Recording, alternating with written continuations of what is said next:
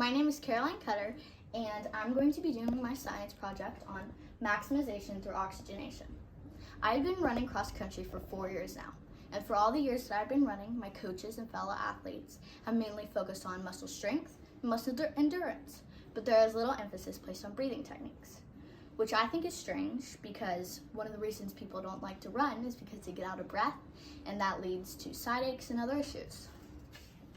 My research question is, will hyperoxygenating the blood improve athletic performance? For my background research, one of the questions that was bubbling in my mind is, how does oxygen improve athletic performance? And the answer is ATP. ATP stands for adenosine triphosphate, and it is a big part of the breathing cycle. It is the source of energy and can be stored by myoglobin or used as energy. The more oxygen you have, the more ATP, the faster you go. Oxygen and can make ATP, sugar can make ATP, so they're both energy resources. I believe that hyperoxygenating the body will improve athletic performance. Basically, if I cram as much air as I can into my body, will I improve and will I get faster? And my prediction is yes.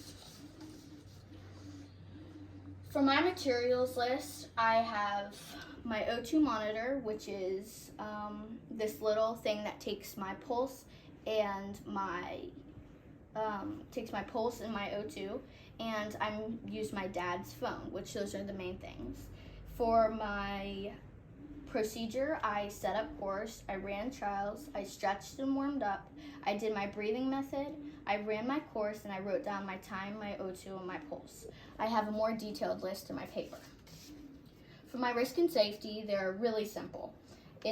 For my risks are stubbing my toe by falling, parents nearby, a phone in case of emergency, and grass to stretch on. For my variables, I have controlled, which are things that do not change. My time, my 0.2 mile course, my running at 4 p.m., my shoes, my timer, and O2 monitor. For the things that do change is my breath before I run, regular, holding, and Wim Hof. My data analysis method is I created a chart in Excel and collected the data, which is my weather, my time to run 0.2 miles, an oxygen level, which is my O2, my heart rate, my pulse, and a Likert scale for how I felt. I had 3 days of 3 trials. On the first day, I did normal breath, which I ran 0.2 miles and my dad took my time. On the second day, I held my breath for 30 seconds. I ran 0.2 miles and my dad took my time.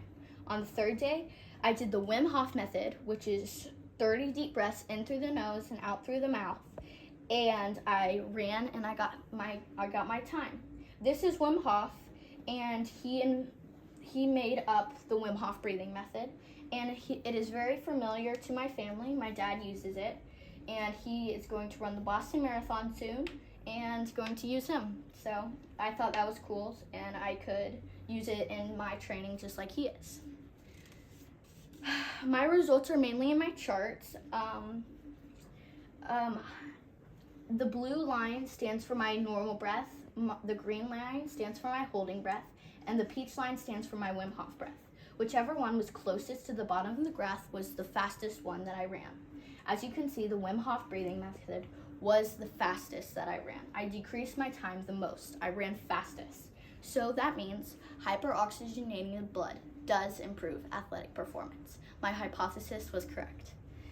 The average athletic performance in this graph shows my normal time was 87 seconds. My holding breath was 84 seconds, and my Wim Hof breath was 77 seconds at the average of all of them. I improved 8% with the Wim Hof method. In conclusion, my experiment was fun, and if I were to expand it, I would use a variety of runners, elongate the course more than 0.2 miles, and I suggest to coaches and my fellow athletes that I think they should include the Wim Hof breathing method in their training. If it helped me, why can't it help you? Thank you for coming. Any questions?